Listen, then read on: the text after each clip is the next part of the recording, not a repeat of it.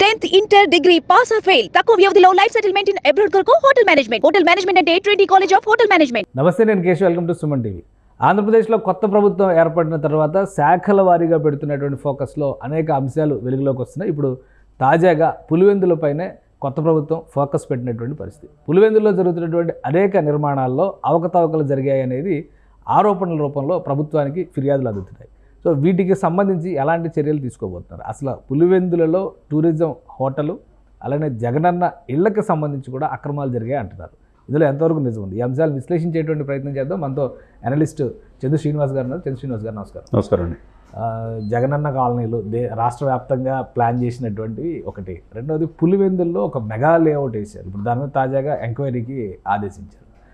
వరుసగా ప్రతి నిర్మాణంలో ఇలాంటి పరిస్థితి ఉందా, లేదా ఇది ఒక కక్షపూరిత చర్య అని పదే పదే విపక్షం చేస్తున్నట్టుగా విమర్శకు బలం చేకూరేలాగా ఈ యాక్టివిటీ ఉందా?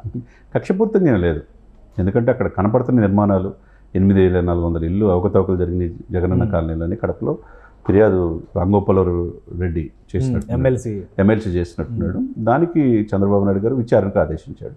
విచారణలో వాస్తవాలు తెలుస్తాయి కదా. ఇప్పుడు అదంతా కూడా కాంట్రాక్ట్ తీసుకుంది మాజీ ఎమ్మెల్సీ ప్రకాష్ రెడ్డి, అది తీసుకున్నాడు. అది వైసీపీ ప్రకాష్ రెడ్డి గారు. అక్కడ ఏం జరిగినాయి, ఎంతవరకు జరిగినాయి, దాంట్లో అవినీతి ఏంది, దాంట్లో 60 కోట్ల 90 కోట్ల అనేది విచారణ ఇస్తే డెఫినెట్గా తెలుస్తాయి కదా. ఇప్పుడు అదొకటేనే కదా సార్, ఎక్కడ విజయవాడ, ఎక్కడ పేరుచెర్ల, గుంటూరు, ఎక్కడ అన్ని జిల్లాల్లో దాదాపు వాళ్ళు 26 లక్షలు ఇల్లు ఇస్తామని చెప్పారు ఎలక్షన్ ముందు. అది చేతికి ఇచ్చింది అంతే 6 నుంచి 8 లక్షలు మాత్రమే తప్పితే దాని నిధులన్నీ ఏమైపోయినాయి. కొన్ని ప్లేసుల్లో ఎక్కువ రేటుకి కానీ ఎమ్మెల్యేలు అక్కడ నిర్మాణ దశలోనే ఆగిపోయినాయి. విమర్శలు కూడా నిర్మాణ దశలోనే అయిపోయినాయి. దీని మీద మొదటి నుంచి కూడా జగనన్న కాలనీ మీద మొదటి నుంచి కూడా విపరీతమైన ఇది ప్రతిపక్షాలు ఆరోపిస్తా ఉంది. జనసేన కూడా జగనన్న కాలనీలో విజిట్ పెట్టి ఆందోళన చేశారు. లేఅవుట్ దగ్గరికి వెళ్ళారు. వాళ్ళు డిజిటల్ ద్వారా వాళ్ళు టెక్నాలజీకి అనుగుణంగా ఏం జరిగినాయి, ఎక్కడన్నా లొకేషన్స్, చెరువుల్లో నిర్మాణాలు, మంచి పంటలు పండే ప్లేసుల్లో కూడా నిర్మాణాలు చెప్పేసి ఎమ్మెల్యేలు ఎంత దోచుకుందనేది మొదటి నుంచి కూడా చెప్పారు. ఇప్పుడు ప్రభుత్వం మారింది కాబట్టి ఆ విచారణకు చేయాలి. అక్కడ ఎంత ఉన్నా కానీ ఇప్పుడు ఇది 90 కోట్ల ఆరోపణ వస్తుంది సాక్షాత్ కడపలో. అదేవిధంగా టూరిజం అని చెప్పేసి 4 స్టార్ హోటల్ అని చెప్పన్నారు. అక్కడ టూరిజంకి కడపలో ఉన్న అవకాశం ఉందా? కడపలో కాదు, పులివెందుల్లో ఒక బిల్డింగ్ కట్టి దానికి 12 కోట్లు ప్రభుత్వం చెల్లించింది. ఆల్రెడీ ఏపీటీడీసీ ద్వారా ఆ బిల్డింగ్ అండర్ కన్స్ట్రక్షన్ లో ఉన్న బిల్డింగ్ నే సేకరించారు. దీని మీద ఎంక్వైరీ కందుల దుర్గేష్ గారు స్టేట్మెంట్ ఇచ్చారు. దీన్ని ఏం చేయాలో కూడా ఆలోచిస్తున్నాం. ఇలాంటి నిర్మాణాలు అలా చేయడానికి అవకాశం ఉంటుందా? మారుమూల ప్రాంతాల్లో టూరిజం 4 స్టార్ హోటల్ గా కన్వర్ట్ చేస్తా ఉన్నారు దాన్ని. అంటే చేసుకునే అవకాశం టూరిజంకి ఉంటుంది. ఎందుకంటే ఇప్పుడు కడపని ఇప్పుడు బయ్యారం ఉక్కు కర్మాగారం తీసుకొస్తామని చెప్పారు. ఏది తీసుకురాలేదని షర్మిల గారు ప్రశ్నించారు. కడపకి చాలా చేస్తానని చెప్పారు ఈ 5 సంవత్సరాల్లో. ఎంతవరకు చేశారు? యాక్చువల్గా టూరిజంకి అవకాశం ఉందా లేదా అనేది అన్ని పారామీటర్స్ చూసుకొని కందుల దుర్గేష్ టూరిజం సాంస్కృతిక అన్ని ఆయన చేతిలో, సినిమా ఫోటోగ్రఫీ ఆయన చేతిలో ఉన్నాయి కాబట్టి అవకాశం ఉంటే కనుక దాన్ని అప్గ్రేడ్ చేసేసి దాన్ని ప్రభుత్వం ఆదాయం వచ్చే విధంగా అంతే ఏం చేయడానికి అవకాశం ఉంది.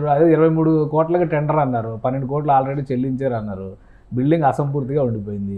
అక్కడేమో 600 కోట్లతో పెద్ద ప్యాలెస్ రెడీగా ఉంది. అక్కడ విశాఖపట్నంలో టూరిజం డిపార్ట్మెంట్ ఏం చేస్తుంది? డెఫినెట్గా ఈ హోటల్స్కే ఇచ్చే అవకాశం ఉందండి. టూరిజం ఒక మ్యూచువల్ అండర్స్టాండింగ్ మీద ఏపీ టూరిజం డెవలప్మెంట్ కార్పొరేషన్ ఒకటి ఉంటుంది. అదేవిధంగా సెంట్రల్ నుంచి ఎవరైనా ఔత్సాహికులు, తాజ్ గ్రూపు, పెద్ద హోటల్స్ ఉంటాయి. తాజ్ గ్రూప్ లాగా టాటా వాలీ ఉంటాయి. వాళ్ళు తీసుకునే అవకాశం ఉండదు. లీజుకి ఇస్తే అది ఆదాయం వేరే దానికి ప్రభుత్వానికి ఉపయోగపడతాయి కదా. వాళ్ళకి లీజు కొన్ని సంవత్సరాల పాటు ఇవ్వచ్చు. విశాఖపట్నంలో అంటే ఉపయోగించవచ్చు. పులివెందుల్లో 4 స్టార్ హోటల్ ఏం చేస్తారు? ఎవరికి ఇస్తారు అది? అంటే అక్కడ రాజకీయ నాయకులు ఉంటాడు, అక్కడ ఉన్న పరిస్థితులు ఉంటాయి, అక్కడున్న టూరిజంకి ఏమైనా అవకాశం ఉందా లేదా చూసుకొని పారామీటర్స్లో ఇచ్చేసే అవకాశం ఉంటుంది. ఇకపోతే అండి ఈ పేద బడుగు బలహీన వర్గాలు మధ్యతరగతి ప్రజలకు ఇచ్చే ఈ ఇల్లు కూడా ఇలా స్కాములు. ఒకటి మీకు తెలిసిన అంశమే, 90 కోట్లు ఇక్కడ కడప కనపడుతుంది. లేకపోతే విజయవాడ ఎంత అంటారు? విజయవాడలో 400 కోట్లు ఏదో లెక్క చెప్పి 400 కోట్లు శాంక్షన్. అంటే అంత ప్రాజెక్ట్ కాస్ట్లు చూస్తే 100 కోట్లలో ఉన్నాయి. 100 కోట్లు పనులు ఎంత జరిగినాయి, బిల్లులు ఎంత వచ్చినాయి అనేది ఇప్పుడు ఈ ప్రభుత్వానికి చాలా కత్తిమే సాములాగే. గత ప్రభుత్వం చేసిన ఇదికి వీళ్ళు దీన్ని అన్ని కూడా రెక్టిఫై చేయాల్సిన అవసరం ఉన్నది.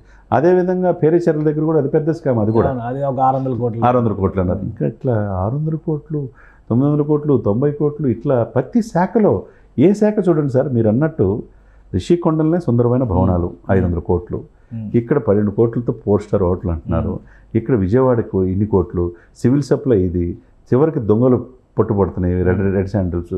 ఏ శాఖలో అవినీతి జరగలేదని చెప్పి మీరు చెప్తారు? అంటే ఇప్పుడు అసలు వీటన్నిటి మీద ఒక వైట్ పేపర్ రిలీజ్ చేస్తా అన్నారు. శ్వేతపత్రం రిలీజ్. ఇప్పుడు శ్వేతపత్రంలో ఈ డేటా అంతా ఉంటుందా? ఎంత ఖర్చు పెట్టారు, ఎంత శాంక్షన్ ఇచ్చారు, తప్పకుండా ఎంత పనులు అయినాయి, తప్పకుండా పేమెంట్లు ఎంత జరిగినాయి, డెఫినెట్గా ఉంటాయి. ఇప్పుడు అంతకుముందు కేసీఆర్ గారు దిగంగానే రేవంత్ రెడ్డి గారు వచ్చిన తర్వాత ప్రతి డిపార్ట్మెంట్ శ్వేతపత్రం అన్నాడు. జీతాలు వెళ్ళిన పరిస్థితుల్లో కూడా ఉన్నది ఇక్కడ. సేమ్ అదే పరిస్థితి ఆంధ్రప్రదేశ్లో కూడా ఉన్నది. వీళ్ళిద్దరు అనుకోకుండా కలయిక ఈరోజు సాయంత్రం 6ంటికి జరుగుతుంది. వీళ్ళిద్దరి మధ్య ఏంటి పరిస్థితి, 9-10 షెడ్యూల్లో విభజన చట్టంలో ఏమున్నది, రాష్ట్రానికి కావాల్సిన ఏంది, నదీ జలాల విషయం కావచ్చు, మిగతా ఇక్కడ లేక్ గెస్ట్ హౌస్ విషయం కావచ్చు, కరెంటు బిల్లులు బకాయి కావచ్చు, 6 గ్రామాలు ముంపు గ్రామాలు కావచ్చు, ఇవన్నీ కూడా రకరకాలుగా ఉంటాయి.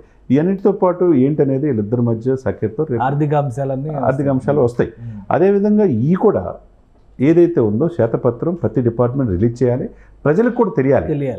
గత ప్రభుత్వం ఏం చేసింది, సంక్షేమ మాటను అభివృద్ధి మర్చిపోయినప్పుడు ఇలాంటివన్నీ కూడా తెలియాల్సిన అవసరం ఉంది కదా. మరి ఎందుకంటే వీళ్ళకి అంత ఆషామాషి కాదు, వీళ్ళు అనేక వాగ్దానాలు ఇచ్చి అధికారులు వచ్చారు, 164 సీట్లు వచ్చినాయి.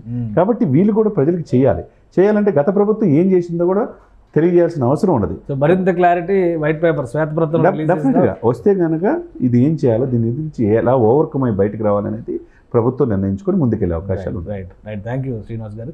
ఇది ఆంధ్రప్రదేశ్లో గృహ నిర్మాణం కోసం చేపట్టినటువంటి అనేక లేఅవుట్లలో అక్రమాలు జరిగినాయి అనేటువంటి ఆరోపణలు వస్తున్నాయి. దీనిపైన ఫిర్యాదులు కూడా ప్రభుత్వానికి అందుతున్నాయి. మరోవైపు 4 స్టార్ హోటల్స్ పేరుతో కూడా పులివెందుల పైన ఫోకస్ పెట్టారు. మెగా లేఅవుట్ పేరుతో కూడా పులివెందుల్లో చేసిన నిర్మాణాల్లో అవకతవకలు జరిగినాయి అనేటువంటి ఫిర్యాదు పైన ప్రభుత్వం ఎంక్వైరీని పిలిచింది. వీటన్నిటిపైన కూడా శ్వేతపత్రం రిలీజ్ చేస్తే మరింత స్పష్టత వచ్చే అవకాశం ఉంటుందని శ్రీనివాస్ గారు అంటున్నారు. ఇది special discussion. Keep watching. Suman టీవీలో మీ పర్సనల్ అండ్ బిజినెస్ ప్రమోషన్స్ కోసం కింది నెంబర్కి కాంటాక్ట్ చేయండి.